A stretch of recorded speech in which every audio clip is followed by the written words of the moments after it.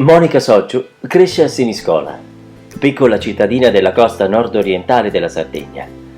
Si laurea a Cagliari presso l'Istituto Europeo di Design, responsabile di averla iniziata alla grafica, all'amore per l'arte ed alla creatività in genere. Eppure, il vero luogo di origine del suo impulso creativo è stato il negozio di ferramenta di suo padre Francesco.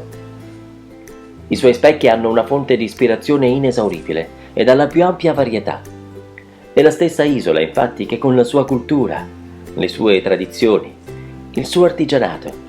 La sua è una continua ricerca di quei particolari rimandi alla tradizione, come i materiali trovati nei più diversi e nascosti angoli dell'isola, in cui è ancora possibile trovare donne che rigorosamente a mano ricamano ancora parti del costume sardo con estrema attenzione.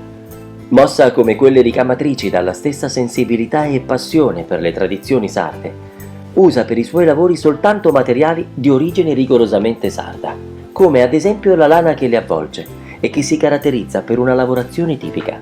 Avvolti nella cornice dei suoi specchi è possibile trovare continui richiami alla ricchezza degli ori, al pizzo delle camicie, allo stile sottile del ricamo sardo.